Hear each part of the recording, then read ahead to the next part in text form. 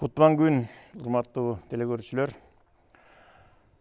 Улуттук телеканалдын маалымат чыгармачылык өндүрүштүк бирикмеси тарабынан уюштурулган Улуттук тем дүйнөлүк бийиктик уңгу жолу аттуу кезектеги 45 мүнөттүк түз эфир сиздердин назарыңыздарда.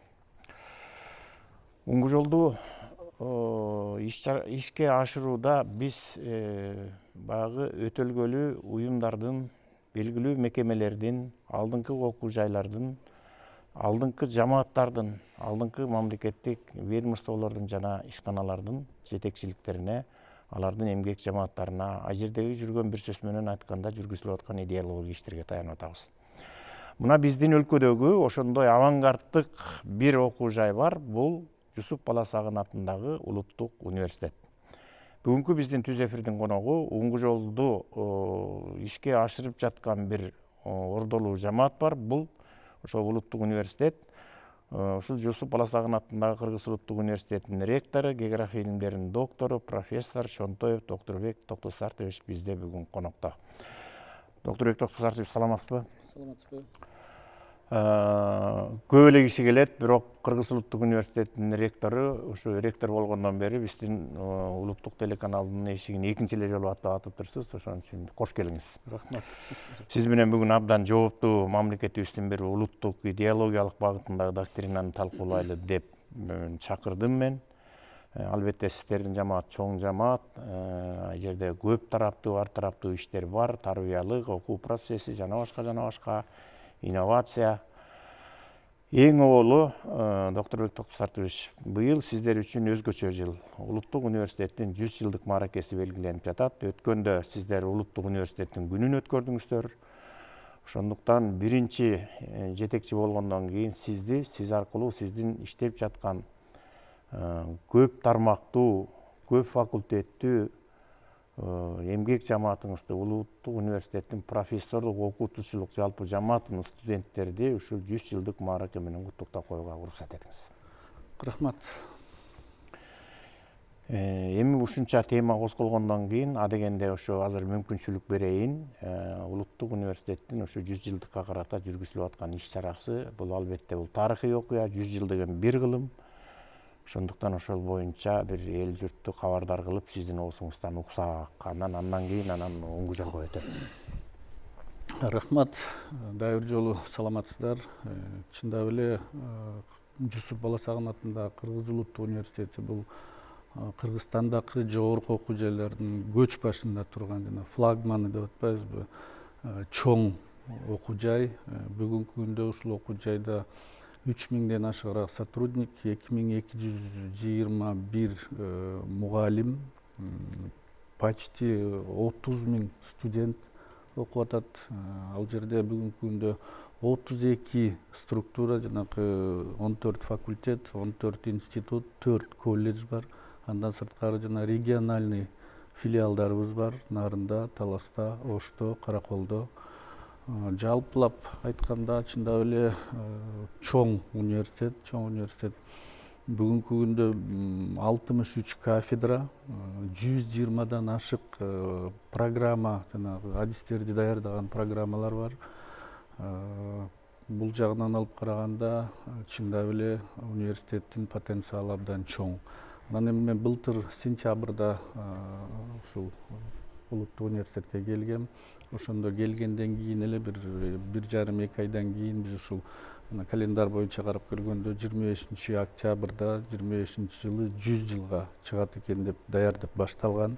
Ушу былтыркы октябрда башталганбыз. Анан быйыл ушул жаңы жылдан кийин жанагы мамлекеттеги иш-чаралардын өкмөттүн токтомуна кирип, мамлекетте өткөрүлүп аткан иш-чаралар 28 иш-чара бар экен. Ошол списокто 22-чи болуп Улуттук университеттин 100 жылы турат да. Анан ушунун алкагында мен жаңы жылдан баштап эле ушул коллегалардан, коллективден жалпы астыбызга бир чоң бир милдеттерди коюп иш алып барып атабыз. Ошонун арасында эле уже буга чейин деле айтып атышат болуш керек. Ушул жанагы 100 жылдыкка карата бир 100 чоң бүгүнкү күндө ошол билим берүүгө керектүү чоң китептерди чыгаралы деп буга чейин чыкпай жүргөн. Анан ошол белгилүү биздин ушул педагог окумуштуулардын монографияларын, окуу куралдарын чыгарды, ушунун үстүнөн иштеп атабыз. Мына мен азыр эле келээрде ошол 100 китептин фактически 86сы даяр болуп калыптыр. Ой, абдан жакшы көрсөткүч экен. Биз азыр уже жана коллегалардын баары отпускага кеткенде сигнальный эмелерин алабыз дагы күзгө сентябрда кайра келгиче уже мүмкүнчүлүккө жараша чыгарып жетишип калабыз деген. Ошол 86сы тең өзүңөрдүн мугалимдерби? Өзүңөрдүн окутуучулар?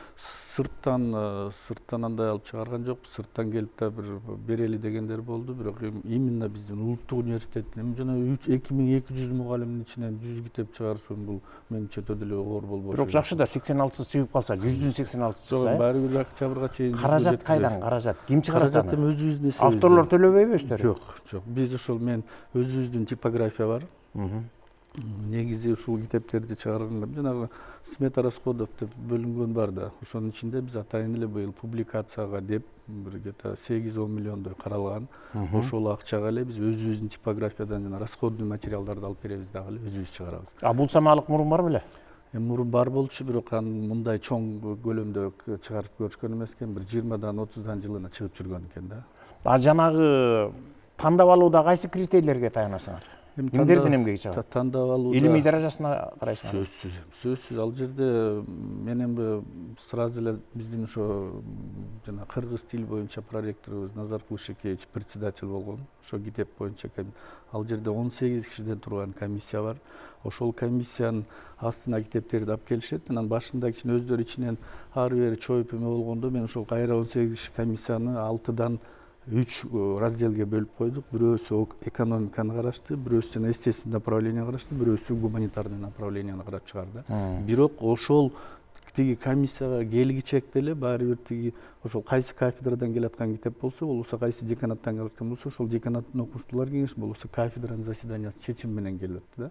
Эгерде монография болсо НТСтен каралып атты, учебный пособиялар болсо жана УМС деп коет, ошол жактан карап, андан кийин анан тиги комиссия карап туруп чечим кабыл алат. Бул китепти чыгарса болот, бул китепти чыгарса болот. Негизи 101ден китеп берилген экен заявка, бирок ошол 86сы татыктуу деп кабыл алынып ошол комиссия менен биз мына бүгүн эле ошону азыр бияка келерде карап чыктык. Доктор Косович, ошол чыккан 100 китеп кайра милдеттүү түрдө сиздердин университетте программалык материал болуп окутулабы? Сөзсүз түрдө. Же илимий иштер боюнча эле калабы? Жок. Ал эми мен азыр өтө чоң тиражын өтө чоң чыгара албасак да, биз жок дегенде бир 60тан 100-200 экземплярга чейин чыгартабыз. Ар бир китепканага таратылат, ошол жана окуу процессине пайдаланылат, потому что бизде өзүбүздүн мугалимдердин китептери болот. Жакшы. Бир самаалык бул экен. Дагы экинчи самаалык деп эми кийинки бир 10 жылда улуттук университеттин материалдык базасы жөнүндө коомдо деле ар кандай сөздөр болуп келбеди беле. Мен ар ойлондук, бери ойлондук дагы коллегалар менен кеңешип туруп, келиңиздер ушу 100 жылдыкка карата 100 китеп, то есть 100 кабинет жасайлы деп чыктык. Ошондо бүгүнкү күндө где-то бир 43 кабинет жасалды. Анан мен ойлоп атам, ушу эмеге чейин мүмкүнчүлүккө жараша дагы жасайбыз деп.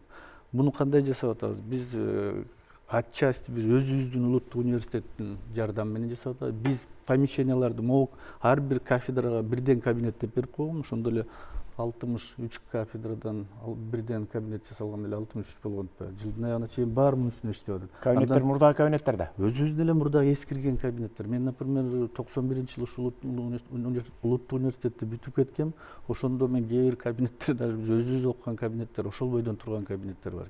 Биз азыр ошолордун баарынын ичин бүгүнкү требованияга жооп бергендей современный кылып атабыз. Если алар кафедралардын күчү жетпегендерге ноутбуктарын, проекторлорун жана электронный доскаларын биз өзүбүз алып берип койдуруп атабыз. Доктор Косович, буга чейин, сиз келгенге чейин мен 6 факультет менен сүйлөштүм. Ошол келген сиздин эмгек жамаатыңыздын өкүлдөрү ушул эки идеяңызды баса белгилешип, сизге чоң ыраазычылык билдирди. Бүгүн профессор Каныбек Осмоналиевич ушул боюнча жанагы эми киши физик да, лаборатория дегенге буга жабдуу керек экен. Мына ушундай заманбап кылганга бизге чоң аракеттер болуп атат деп абдан кубануу менен айтышып атат. Бул эмгегиңиздерди колдойбуз. Каражат кайдан? Каражаттар эми мүмкүнчүлүккө жараша өзүбүздөн, мүмкүнчүлүккө жараша ошол ар бир белгилүү, например, биз бир он чакты өзүбүздүн көп жыл иштеген, например, бир 40 жылдан 50 жылга иштеген белгилүү ага эжелер бар экен. Биз ошолордун мектеби, ошолордун центри, ошолордун кабинети деп түзүп берип атабыз да, отчасти ошолор өздөрү финансирование кылып атат. Кишилердин аттары берилеби ал кабинеттерге? Жок, аттар берилген жери жок. Кабинеттердин аттары берилет. Например, психология кабинети, философия кабинети, Чыңгыз Айтматов кабинети, Манастануу кабинети, кыргыз тил кабинети, ушулондогон аттар берилет. Кабинет ал бул окуу лабораториялары, то есть окуу кабинеттери болуп калат. Аны эртең жасап койгондон кийин деле эч ким ишке көтөрүп кетпейбиз, биз дальше пайдалана беребиз. Демөөрчүлөрдү пайдаланасыздарбы? Сөзсүз түрдө отчасти демөөрчүлөр да бар арасында. Эми 100 жылдык боюнча өтчү дагы иш-чараларга кыскача токтолуп койсоңуз анан. 100 жылга карата эми биз чоң жакшы бир иштер болуп атат. Негизи ушул жалпы мероприятияларды жанакы мен экөөсүн айтпадымбы, ГИТЭП анан кабинет деп. Андан сырткарыда биз 100 илимий иш-чара, то есть жанагы конференцияларды өткөрөбүз деп пландаштырганбыз. Аны мен 3кө бөлүп койгонбуз. Биринчи этабын баягы 31 май күнү жана университеттин күнүндө жыйынтыктадык. Экинчи этап азыр 31 августта жана эгемендүүлүк күнүндө жыйынтыктайбыз. Үчүнчү этабы 24 октябрда чоң бир 1000 кишиге жакын катышкан форум болот. Ошол жерден жыйынтыктайбыз да, анан эртеси 25-inde филармонияда жыйынтыкталат. Бул конференциялар тематика боюнча бөлдүңөрбү? Да, бул дагы чоң тематикаларга бөлүндү. Эми жанагы эле мен айтпайм, биздеги структуралардын көптүгү ар бирөөсү бир өздөрүнүн темалары боюнча, өздөрүнүн жанагы иштеп аткан багыты боюнча эметкенде эле аябай көп иш-чара болуп кетти. Бирок ошолорду биз группировать этип, например, бир чоң группасын именно бүгүнкү күндө мына кыргыз мамлекети жана 12 жылдыкка өтүп атканына байланыштуу 12 жылдык билим берүүгө ошо жогорку окуу жайдын ролу кандай болуш керек, бүгүнкү улуттук педагогика модели кандай болуш керек деп жанагы 28 майда өткөрүлгөн конференция министрликке резолюциясы берилди. Бүгүнкү улуттук педагогиканын модели мындай болуш керек деп. Доктор Өктөк Сартович, мен эмне үчүн бул суроолорду сурап атам? Себеби сиз экөөбүз бүгүн сүйлөшүүчү улуттук тең дүйнөлүк бийиктик уңгу жолунун бөлүмүндө ушул билим маселеси өзүнчө камтылган, инновация маселеси өзүнчө камтылган, таалим тарбия маселеси, мамлекеттик тил маселеси, ушул маселелер камтылган. Сиз жаңы көзсүз, бирок 91-жылы университетти бүтсөңүз, университеттин турмушу сизден алыс эмес экен. Жаңы келген жетекчи катары бир суроого жооп берсеңиз, университетте мындан ары иш алып баруу үчүн жеткиликтүү база бар бекен? Мен финансылык каражат жагын сурап атам, мүмкүнчүлүктөр. Себеби мен билем, жатаканалар эски эле, илгерки жатаканалар, жаңы имарат салынган жок кийинки учурларда, туурабы? Кандай кылып атасыздар? Эми салыштырмалуу кээ бир окуу жайларга караганда материалдык, техникалык база улуттук университеттики Кудайга шүгүр эле. Бирок жанагы бүгүнкү требованияларга жооп бербей, кээ бир жерлери эскирген десек болот. Себеби дегенде мына бүгүнкү күндө бизде 12 окуу корпусу, 4 жатаканабыз бар. Ошолордун баары өткөн кылымдын аягында салынганда биз канчалык ичин ремонттосок деле бүгүнкү жана международный аккредитация өткөнгө болсо дүйнөлүк рейтингке киргенге, жооп бергенге кичине бир эмелер тоскоолдуктар болуп атат да. Бирок биз ошого карабай эле мүмкүнчүлүгүбүзгө жараша жасап атабыз. Финансылык каражатты мен мынтип айтчу болдум кийинки кездерде. Биз былтыркы жылы Кыргызстандагы жогорку окуу жайлардын арасында абитуриенттерди кабыл алуу боюнча биринчи орунга чыктык. То есть былтыр бизге улуттук университетке 11 000 абитуриент келип тапшырды. Бул жанагы колледжге дагы, бакалаврга дагы, магистрга дагы, PhD'ге дагы, анан жана докторантурасы мен чок айтып атам да. Бул мурунку жылга салыштырмалуу канча? Мурунку жылы бир 7 000дин тегерек эле болгон экен. Анан экинчиден менин бактыма ошол былтыр как раз мен келерден бир 3 ай мурдараак жанагы контрактка министерство тарабынан бир эме коюлуп койгон экен, запрет коюлуп койгон, көтөргөнгө болбойт деп. Ошону алынган экен да, мен келгенден кийин эле биз жанагы 11 000 баланы кабыл алып, дагы биринчиден көп кабыл алып, экинчиден контрактты көтөргөнгө мүмкүнчүлүк болду да. Если мага чейинки улуттук университеттин бюджети 900 миллион сом, 970 миллион сом тегерек болсо, мен келгенде былтыр 24-жылы 1 миллиард 240 миллион сом тегерек болду дагы. Быйылкы бюджетти биз 1,5 миллиард деп белгилеп атабыз. Сиз контрактты көтөрүп салдыңызбы? Жанагы көп келип аткан адистер жакка көтөрдүңөр. Потому что мына өзүңүздөр деле кайрап көрсөңүздөр, ошол жерде 30 000 студенттин бүгүнкү күндө юриспруденцияда 7 000 студент окуйт. 4,5 миңдейи экономикада окуйт. Значит, ошол жака спрос болуп атабы, биз ошо спрос болуп аткан жактын контрагын көтөрүп атабыз да. Контракт канчадан канчага чейин? Төмөнкү контракт канча, жогоркусу канча? 40 миңден 120 миңге чейин бар. 120 миң кайсы, юрфакпы? Жок, жанагы PhD адистиктер PhD адистиктер, Бул физика, математика. Жок, физика, математикадан да жок. Физикага эми балдар келбей атпайбы, биз даже бюджет орундарды толтура албай атабыз. Ал жакта жанагы эле бир 40-50 тегерегинде турат. Анан мен ошол жанагы ушу материалдык базаны оңдогонго ошол жана 1,5 миллиардтын бир 10% өзүбүздүн развитияга алыш керек деп ошону азыр биз кайра эле өзүбүзгө жумшап атабыз. Мисалы үчүн жанагы 2011-жылдан бери аварийный деп турган жанагы Белинка менен Жибек жолунун бурчундагы 4-үнчү жатаканабыз. Мына азыр стройка буюрса башталды. Биз как положено конкурстун негизинде тендер өткөрдүк. Бир чоң компания утуп алды. Ошолор азыр салып беребиз деп атат. Биздин компаниябы жергиликтүү? Ооба, ошол эми чоң строительный компания жана Байташ деген бир 3 компания катышкан экен. Ошолор утуп алды дагы. Бюджети, ошонун бюджети мындай болуп атат. Биз жалпы эсептегенде ордуна бүгүнкү күндө 16 этаж здание турат, жаңы здание салынат. 16 этажга 16 миң квадраттып аткарып атышат. Бизге эскизный варианттын площадын алып келишти, чертеждорун алып келишти. Ошонун биринчи 5 этажы, мен айттым, биринчи этажында жалаң жанакы музей, анан выставочный комплекстер болот да, конокторго улуттук университеттин жана жетишкендиктерин көрсөтө турган нерселер. Экинчи этажы 24 саат иштей турган китепкана болот деп атабыз. Үчүнчү этажында жанагы ар кайсактан келген конокторду кабыл ала турган 20 орундук, 40 орундук, 60 орундук, 100 орундук конференц залдар болот. Анан частично административный эмелер, кабинеттер болот да. 4-үнчү этажына студенттердин зона отдыха, фитнес клубунан бери киргизип, анан бир жак бурчуна баягы союздун убагында медицинский обслуживание, то есть профилакторияды киргизели деп атабыз. Если батыша турган болсо бир жак бурчуна мен айтатам бир 50-60 орундук детсадтан бери киргизип бергиле деп. Анан 6-чы этаждан баштап 16-чы этажга чейин жатакана болот. Если биздин бүгүнкү күндөгү жана 4 бүгүнкү күндө жашап аткан жатаканада 1300 бала жашап аткан болсо, бул жатакана если салынып бүтүп калса 700 орунду болот да. Бир жатаканада 700 орунду болот. Ошондо студенттердин, сиз кабыл алган студенттердин канча пайызын камтыйт жатакана? Андай статистика жок, бирок биз жана региондон келген, анан нуждающий студенттердин бардыгына бергенге мүмкүнчүлүгүбүз болот да. Бул демилгеңиз качан чейин срок берилген? Бул демилгени мен башында келгенде Азыр башташтыбы? Азыр башталды. Здание тиги эски зданияны бузулуп атат. Бир 2 жуманы болду. 2 жуманын ар жак бер жагында бүтүрөбүз деп атат. Анан фундаменттин закладкасы салынса эле стройка башталат. Буга мен ушу эфирден пайдаланып өлкөбүздүн башчылыгына, жогорку бийликке, президентибизге чоң рахмат деп айткым келип атат. Себеби дегенде биз ушул зданиянын салынышы 30% университет өзүбүз чыгарып атабыз. Где-то бир 1 миллиард 300 миллион сомдун тегереги болуп атат стройкабыз. Ошонун почти 700 канча миллион долларын президенттин стабилизационный фондунан бөлүнүп атат. Тем более ушул 30 жылда улуттук университетте 34 жылда биринчи салынып аткан жаңы здание болот экен. Ошондуктан коллектив сүйүнүп атат. Коллективдин атынан президент ушул улуттук университеттин 100 жылдыгына деп жардам берип атканын элдин баарын сүйүнтөт. Сиздер 30% каражатты кайдан табасыздар? 30% мен жана айтпадым, биз 1,5 миллиард бюджетибиз бар, ошонун 10% улуттук университеттин развитиясына деп калат. Быйыл биз 200 миллионун бөлүп берген атабыз, где-то август-сентябрда, кийинки 2 жылга 150 миллиондон беребиз. Стройканын мөөнөтү канчага чейин? 1,5 жылга. Анда бат эле бүтөт экен сиз буюрса, Быйыл мынакей азыр июндан июлга чейин 1 жыл, келирки жылдын аягына чейин бүтүш керек. Окуу жайга кирип калат экенсиз да буюрса. Жок, учебный годко кирип, жаңы жыл тегерегинде 27 жыл башталыш менен бүтүп калат. Жакшы, куттуктайбыз. Башка эмне айткыңыз келет дагы? 100 жылдык.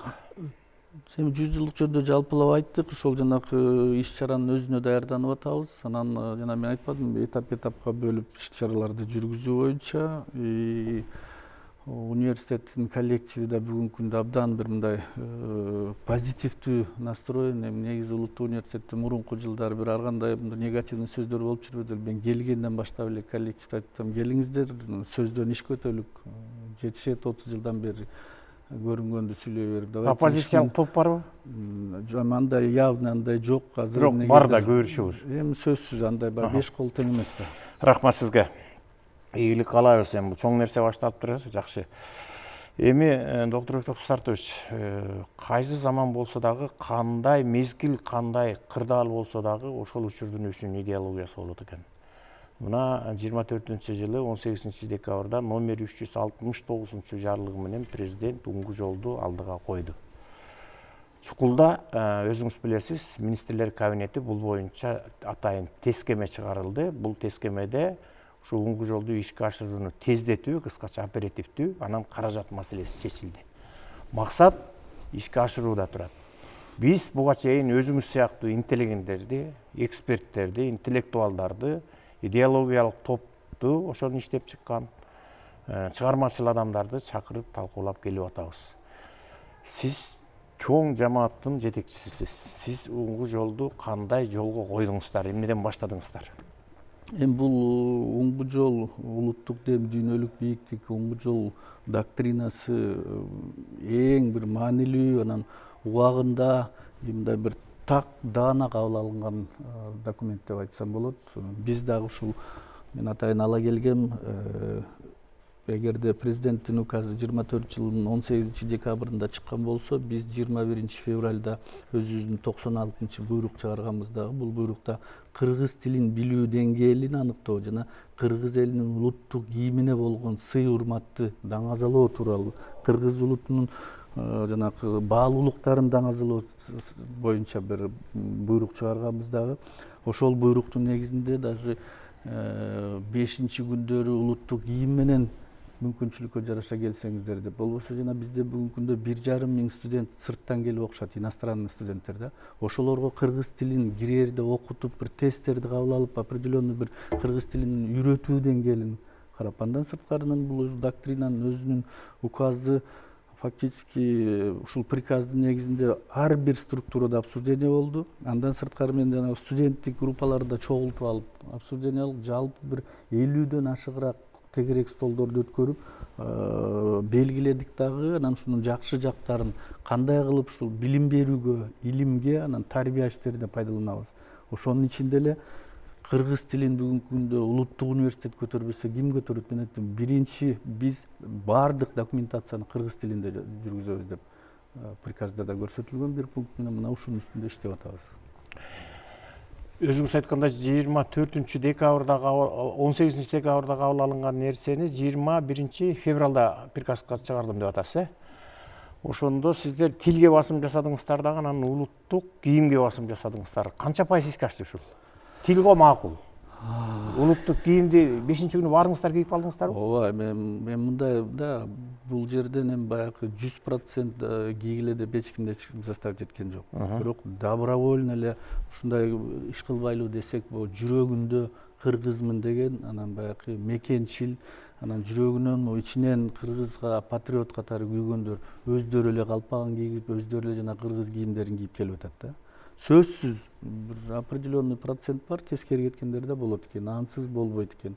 Даже жанакы бир аз моментинде болуп калды, бир социальный сеттерге чыкты, билбейм, ал бир саясий оюндарды кылыштуу, биздин ушу буйрукту даже Кыргыз улуттук университетинин жетекчилиги орус тилине нажым кылып атат дегенге чейин барып токтошту да. Бирок мен айттым, ага маани бербегиле, основной масса биз өзүбүз астыга жылып кете берелик деп. Эми уңгу жол боюнча бир чоң суроо бар. Доктор Бекток Сартович, сиз жетекчисиз, илимдин докторусуз, профессорсуз, чоң армиянын башында турасыз да. Азыркы күндө биздин баарыбызды толгондурган бир гана маселе. Бул азыркы жаштардын эртеңки келечекке болгон кадамы. Ошонун ичинде мен бөлүп айтайын, руханий кадам. Бул биздин ата салтыбызды келечекке жаштар алып чыгып кете алабы? Каада салтыбызды алып кете алабы? Биздин рухий дүйнөбүздү алып кете алабы? Манас кийинки муундарга толугу менен жетеби?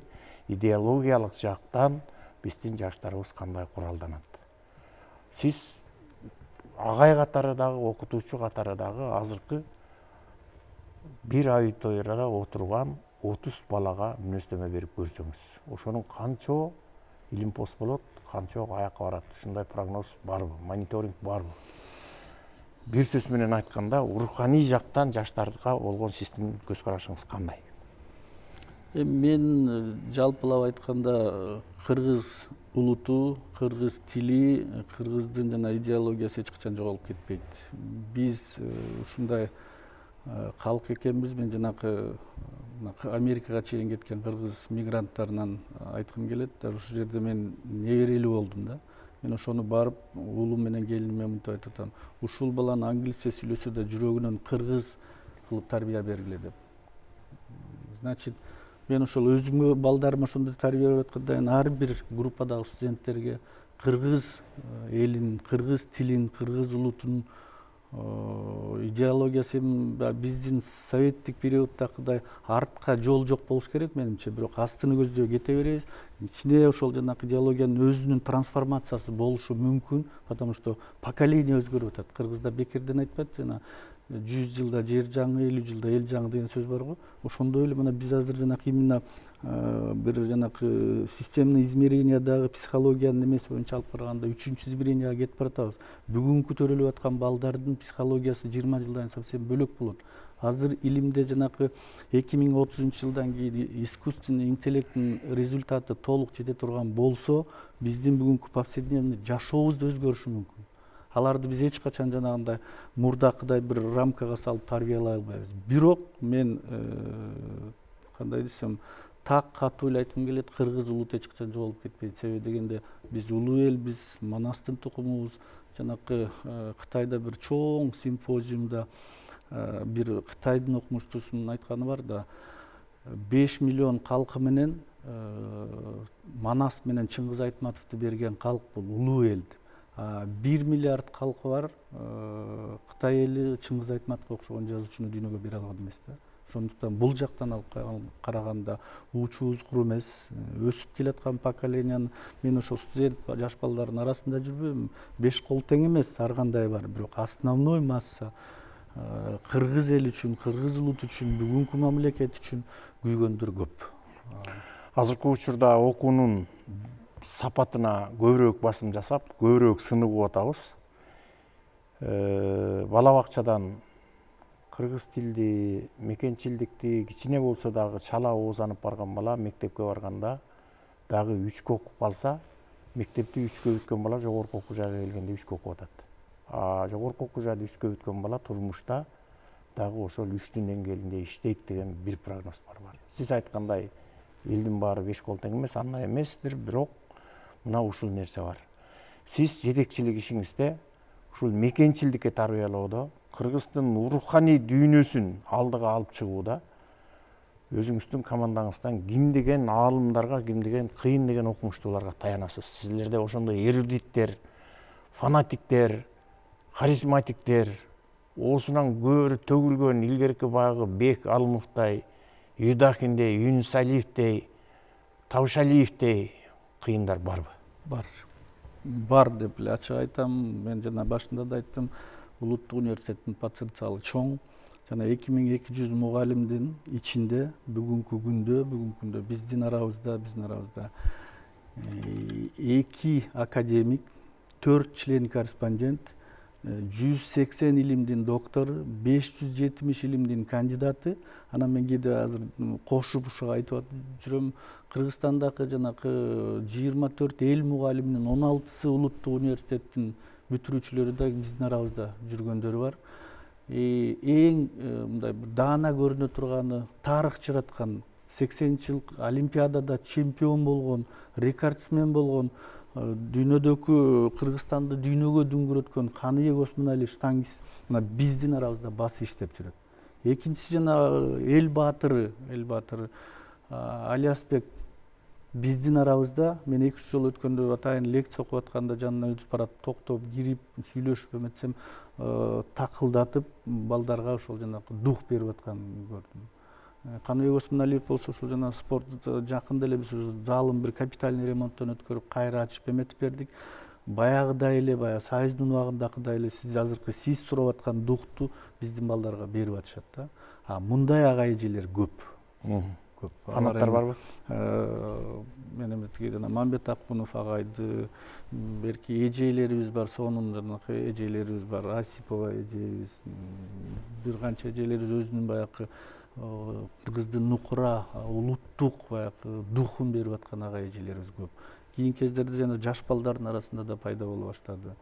бир кээде угуп отуруп ичиңен кубанасың. Ошондуктан мен жалпылап айткым келет. Мен может бирөөлөрдү айтып, бирөөлөрдү айтпай койсом эме болбойт болуш керек. Бирок учубуз кур эмес, жаштар бар. Сиздер жанакы кээ бир баягы коомдо айтылып аткан сапат төмөн, сапат андай эмес, сапат, например, мындай болуп калыптыр деген менен ошол эле 3-кө окуган бала мүмкүн эртең практикалык ишке барганда же болбосо жумушка барганда жана 5-кө окуган баладан жакшыраак результат бериши мүмкүн. Эмне үчүн сурап атам? Ошол 3-кө окуган бала окуу жайды бүтүп алып кайра университеттин өзүндө калып атпайбы? Университеттин мугалиминин деңгээли 3 болуп калышы мүмкүнбү? Мүмкүнбү ушундай болушу? Жок, андай эмес. Эми ар бир адамдын өзүнүн коомдун астында, өзүнүн астында бир ответственность бар да. Анан, например, ал өзү угуп билим алган одно, а когда, например, ошол бөлөк бирөөгө айтып тарбия бере баштаган совсем бөлөк да. Өскөдө педагог. Бирдеменин оозунан чыгып айтып бериш үчүн даярданыш керек да. Значит, если ар жагында кичинекей бир фундаменти болбосо бир базасы бар бала даярданат эртең ошол 30 баланын астына чыкканда уят болбой энди. Жалпы республикалык тестирлөө жөнүндө сиздин ой карашыңыз? Эми бул бүгүнкү күндөгү жанакы цивилизациянын өнүгүп өсүшүндөгү эле бир результат да. Себеби дегенде биз айтып атпайбызбы, жана 11 000 баланы биз кабыл алып атпайбызбы? Тапшыргандар 25-30 000 бала келип тапшырышы мүмкүн да. Ошонун баарын отбор кылып келгенде бул тесттин бул тетиги жанакы Западтан келди деп аткан менен бүгүнкү күндө ага альтернатива жок, потому что ошо тесттин жыйынтыгы менен баардыгына мүмкүнчүлүк берилип атат да. Ошонун жогорку балдар алгандар кетип атат. Анан эми экинчи жагынан алып караганда жана мектеп бүтүрүүчүлөр мына быйылкы жылына бир 60-70 миңдей мектеп бүтүрүүчүсү бүтөт да. Ошолордун баарын бирден экзамен алып союздун убагында сапатка алып келген бул мындай кандай десем бир относительный болуп калышы мүмкүн да. Да, 10 жыл окуп аттестат эчтеге жарабайт, каякта бир 4-5 саатта келип тест берип ойруттун результаты менен окууга өтүп атат деши мүмкүн, бирок баары бир ошол жерде деле ошол жана түзүлгөн тесттер ошол жанакы базовый алган билимине байланыштуу да. Ал, например, ошол жерде 100 суроого жооп берсе, 100 суроонун 3төн жообу турган күндө дагы наугат эч качан жогорку результатты көрсөтө албайт, если бала билбесе. Ошондуктан балдарды окутканда мен мындайраак айтып коем, жаттатып окутуу эмес, болбосо мындай эле бир үйрөтүп коюу эмес, ошону бир мындай ар бир нерседен бир логически ойлонуп, анан бир жыйынтык чыгарып, анализдеп жыйынтык чыгарып, андан ары кандай өнүгүп кете турганга үйрөткүлө деп коем. Бул бүгүнкү күндүн талабы ушундай болуш керек. Өткөндө бир маалымат окудум эле. Кыргызстандагы алдыңкы 5 окуу жайга PhD докторантура боюнча мүмкүнчүлүктөр жаңыча берилди деп. Бул эмне деген сөз? Эми сиздерде PhD докторлордун саны канча? Жок, андай айтылбайт. PhD докторлор мугалимдердин арасында азыраак эле, бир где-то 14 эле дипломированный сырттан бүтүп келген PhD адистер бар да. PhD'ге окуп аткан балдардын саны бүгүнкү күндө где-то бир 300гө жетип калыптыр да, ар кайсы багыт боюнча, университет боюнча. Бизге бөлөктөргө билбейм кандай особый, бизге жана 22-жылы 5 жогорку окуу жайына президенттин указы менен особый статус берилди. Мына ошол особый статустун негизинде биз кээ бир ички документтерди мурунку министерстводон сурап, алар менен макулдашып, согласовать этип, анан ошолордун требованиясына тууралабай эле биз бүгүнкү рынокко кандай керек болсо кээ бир эмелерди өзүбүздүн шартка жараша өзгөртүп алганга мүмкүнчүлүк бар да. Ошого мыйзам жол береби? Ооба, жана особый статус ушу как раз ошон үчүн берилди да бизге. Даже жанакы мурун азыр эми көп организацияларда жана тендердин баарын өткөрүп, например, констовар алышында тендер өткөрүп атпайбыз. Биз бүгүнкү күндө ошол особый статус указга такап, ички кээ бир майда барат маселелерибизди өзүбүздүн сайтка, өзүбүздүн порталга объявить этип туруп эле өзүбүз сатып алып атканга. Өзүңөр чечим чыгарасыздар. Бул жакшы нерсе. Да, жакшы. Студенттердин, азыркы жаштардын илимге кетиши кандай? Канча пайыз кетип атат сиздин болжолуңузда? Даярдоо кандай? Мониторинг барбы? Андай статистика жок. Илимге кийинки периоддо кичине азыр жанакы финансы зарплаттарга такалып калбады. Жаштар тарабынан именно илимге келебиз дегендер азыраак эле дагы деле. Бирок мына могул жактагандардын санычы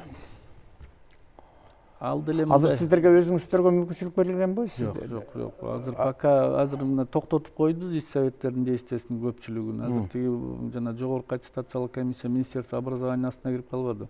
Ал жерде азыр бир реформа жүрүп атат окшойт. Сентябрга чейин көп советтердин ишин жана экспертный группалар токтотуп койду деп атат.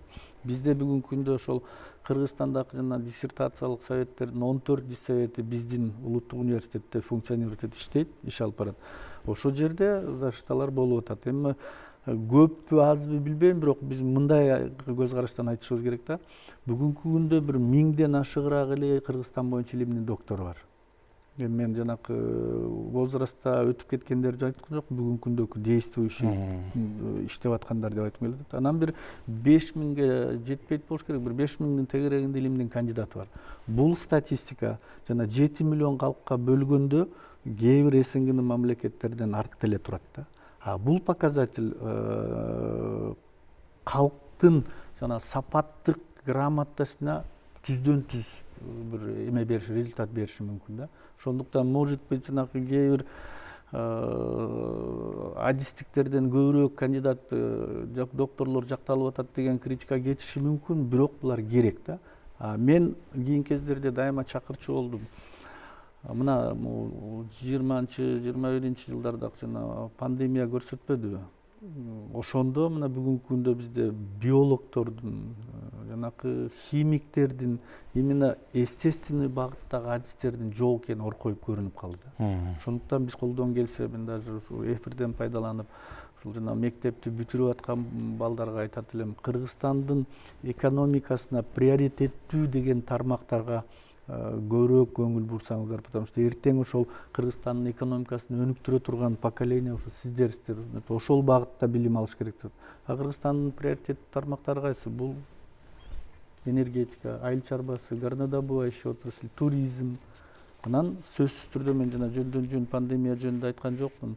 Именно ушул жанакындай экологиялык кийинки кездерде климаттын өзгөрүшү менен бузулуп аткан мезгилде табигый билимдерди биз күчөтүшүбүз керек да, өркүндөтүшүбүз керек. Анан эми университет бул багытта жанакы особый статус алгандан кийин биз азыр дүйнөлүк рейтингге кириш үчүн исследовательский багытты күчөтүшүбүз керек. Например, мага чейин бир 4 миллион, 5 миллион жылына жана ички гранттар деп коет, илимге бөлчүккен. Мен быйыл келип айттым, давайте 10 миллионго чейин бөлөлүк, ошого наоборот ошол жаш мугалимдерди тарткыла да иштеткиле деп айтып атабыз. Өзүңүзгө белгилүү жакында президент мындан 3 күн мурун 2030 жылга чейинки социалдык экономикалык өнүгүүнүн улуттук программасында 4 нерсеге басым жасап тур да. Бул биринчи индустриялаштыруу, экинчи региондук хаб, үчүнчү айыл чарбасы жана туризм, үчүнчү жашыл энергетика. Сиз абдан жакшы айттыңыз, жанагы эле эстетикалык багытта фундаменталдык окууларга кетип баратканда студенттердин саны азыраак болуп атат да. Ушул эмнеден улам деп ойлойсуз? Математикага, физикага жаштар аз келип атат да. Да, бул негизи практика көрсөтүп атпайбы, бул так илимдерге баары бир фундаменталдык билим керек да. Бул мен ойлойм жана мектепте окуткан базанын начарыраак болуп калган. Например, менин билишимче ошол бүгүнкү күндөрдө жанакы региондордогу кээ бир мектептерде таза биз окуп жүргөндөгү химияны, биологияны, физиканы, географияны окутуунун деңгээли төмөндөп бараткандай сезилет да. Ошондуктан ошол тарапка кызыккандар азыраак. Бүгүн тескерисинче именно ошол багытка күч алдырышыбыз керек да. Ошол багыттарды күчөтүшүбүз керек. Мен физикага бюджет орундар толбой калып атканы, значит, келип аткан абитуриенттердин ошол жака интересинин аздыгы или коркуп билимдин, фундаменталдык билимдин начардыгынан барбайт да. Көбүрөөк гуманитарийге өтүп кеткиси келет, көбүрөөк жанагындай жеңилирээк багыттарга. Бардык факультеттерге бюджеттик орундар берилеби? Жок, бардык факультеттерге. Эми ал юристтерге, экономисттерге уже почти 10 жылдай болуп калды го, берилбей калган, только контракт. Бюджет именно жанакы эртең ошол мектепке барып иштейм десе, бул ошол бизге Кыргызстандын экономикасына керектүү тармактарга берилип атат. Мен жана бекеринен илимге канча жаштар кетип атат деп сураган жокмун, анткени Сиздерде азыркы учурда өзүңүздөрдүн бүтүрүүчүлөр менен баягы орусча айтканда обратная связь, ким кайда барып иштеди, канча кайсы тармакта, эл чарбасынын кайсы тармагында жүрөт, мониторинг маалымат барбы? Бар. Бул бүгүнкү күндө жанагы аккредитация деген процесстин бирден бир чоң критерийи ушул жумуш берүүчүлөр менен болбосо ошол бүткөн бүтүрүүчүлөрдүн барып эмгек, то есть рыноктогу өзүнүн ордун таап жумушка орношушу да. Анан эми средний показательдери ар кайсы адистикте ар кандай, мен айтпайм, жана 120 багытта адисттерди даярдап аткандан кийин кээ бирлеринде 60% жана ишке орношушу, кээ бирөөсүндө 70, кээ бирөөсүндө 80, кээ бирөөсүндө 100%ке чейин жумушка орношуп аткандар бар да. Такыр артта калгандар жок. Средний биз баягы ошо аккредитациянын требованиясын основном выдерживает. Сиз айткандай рыноктун талабы менен сиздерге түздөн түз кайрылып, бизге момундай адистик керек эле, ушу бүтүрүүчүлөрүңүздөрдөн бересиздерби деген мекеме ишканалар барбы? Бар. Например, көп эле ишканалар бизде азыр мына өзүңүздөрдүн жана журналистика факультети институтунда на расхват кетип атат, журналисттер алып кетип атат. Өткөндө эле жумада биз ушу КТРКнын руководствосу менен жолугуп ушул боюнча сүйлөштүк. Мектептерге мугалимдер жетишпей атат, на расхват кетип атат. Например, чүйдүн эле ушул өткөндө жана Ысык Ата районунун районоосу келиптир, 18 мугалим ордун бош, мага мугалимге 4-курстун балдарын бериңиз деп. Доктор жемиштерден бир суроо сурайын. Биз кайсы мыйзам ченемдүүлүктүн негизинде окууну толук окуп бүтпөй аткан студентти мектепке мугалим кылып берип атабыз? Жок, андай эмес. Ал азыр жана дуальный образование, бүгүнкү күндө система образованиянын тенденциясы бөлөкчө болуп атпайбы? Если биз окуп жүргөн мезгилде Жок, факты бүтпөгөн студент мектепке барып сабак берип атат деп атпайсызбы сиз? 4-курстагы уже даяр болуп калган бара сабак берип, например, ал жерде барып полноценный эметпесе да барып стажировать этип, иштеп, практиканттарды мурун студенттерди кабыл алып эле жүргөнбүз да союздун убагында да. Ал практикант болчу да. Мында деле жанакы рабочий местаны баштын бир эмеси, например, Европада бүгүнкү күндө түшкө чейин окуп, түштөн кийин барып иштешет. Жок, азыр сиз айтып атпайсызбы, Ысык Атанын районоосу келди, мага студент бер деп, мугалим бер деп. Эми ал жанакы кризистик абалды чечүүнүн бир жолу болуп. Жок, ошондо силер студенттерди берип атасыңар да, бүт эле студенттерди. Берип атабыз. Алар барып штатка киреби? Жок, практика болуп, анан 0,5 жумушка алышат да, барып штатка кирет. жардам берип иштеп. Ушуга мыйзам жол береби? Эми аны ошол кабыл алып аткандар чечсин, биз сурап келди, ошол пробел. Силерде күнөө жок. Силер маселени чечип атасыңар. Жардам берип атабыз да биз. Маселени чечип атасыңар, бирок мыйзам жол береби деп атат. Аны тиги ошо кабыл алып аткандар чечсин, өздөрү карасын эсли. Сизге бүгүнкү эфирдин аягында бир эркинирээк микрофон берейин. Эми университет чоң тармак, мүмкүн алдыдагы глобалдуу деп саналган дагы иштериңиздердин иш пландары болсо, же болбосо кайрылуу барбы? Мүмкүн жогору жактык органдарга да кайрылууңуз барбы? Эркин микрофон. Рахмат. Биз быйыл ушул 25-октябрда 25-жылы Улуттуу университеттин 100 жылдыгы белгилейбиз деп турабыз. Анан ошол мен ошол орунга келатканда, жанагы беседа өтүп атканда менин астыма бир 3 чоң милдет коюлган. Ошонун бирөөсү, мен жана айтып атпаймынбы, ошол жаңы бир 34 жылда биринчи жолу салынып аткан зданияны мамлекеттин жогорку бийлигинин президенттин фондунан бөлүп берип салдырып атканына коллективдин атынан бир ыраазычылык билдирип айткым келет. Ушуну эми ушундай башталган нерсени аягына чейин колдоп бересиздер деген чоң үмүт бар. Себеби дегенде 100 жылдыкка президенттин атынан, если ушул 16 этаж здания бүттүрүп 1,5 жыл салынып калса, коллективге, анан жана 30 000 студенттин аркасында 60 000 родитель турат, ошолорго бир чоң подарок болмок деп айткым келет. Жакшы. Экинчиси, менин бир чоң милдетим бул биздин Улуттуу университетти, мен келатканда бир ушундай айткан, эмне үчүн Кыргызстанда Кыргызстандын борбору Бишкекте туруп Манасты, Аутсаны, Кыр сууну мактайсыңар, эмне үчүн Улуттуу университет биринчи болбойт, эмне үчүн Улуттуу университетти көтөрбөйсүздөр, сиз ушуну көтөрүшүңүз керек деп жиберген. Мына мен келип эртеси эле коллективге айткам, дүйнөлүк рейтингке киргизүүнүн үстүнөн иштейбиз деп. Бүгүн биз ошонун үстүнөн мен 7 айдын ичинде платформаны жана дүйнөлүк рейтингке киргизүү боюнча бир көп команда менен чоң иш жүрдү. Мен ойлойм, ушул жылдын акырына чейин жана дүйнөлүк рейтингке Улуттуу университет кирип калат деген чоң үмүтүм бар. Анан жанакы региондорду өнүктүрүүнүн дагы бир жолу бүгүнкү күндө жанакы студенттер менен мугалимдердин бири-бирине болгон мобильность деп коет да. Например, ошол эле Нарында, Таласта, Баткенде илимдин докторлору 4, 6, 8 эле иштейт. Тогда бизде 180 илимдин доктору, 570 илимдин кандидаты бар. Биз если ошолор менен бир интеграцияга барып, ошолорго барып жардам берип, алардын студенттерин бияка алып келип иштесек, бул бир чоң региондорду көтөрүүгө жардам болмок деп ойлойм. Доктор Бектоктур Сарчев, сизге чоң рахмат. Аздыр көптүр университет жөнүндө ошо Уңгу жолдун алкагында биз бир топ нерселерди алдык. Ишиңиздерге ийгилик каалайлы. Дагы бир жолу 100 жылдык мааракеңиздер менен куттуктайбыз. Сиз аркылуу биздин жалпы жамаатты. Урматтуу телекөрүүчүлөр, биздин бүгүнкү түз эфирдин коногу Кыргыз Улуттук университетинин ректору, география илимдеринин доктору, профессор Чонтоев доктор Бектоктур Сартович болду. Улуттук дем, дүйнөлүк бийиктик, Уңгу жолу күн тартибиндеги негизги маселе. Көңүл буруңуздар. Саламатта болуңуздар.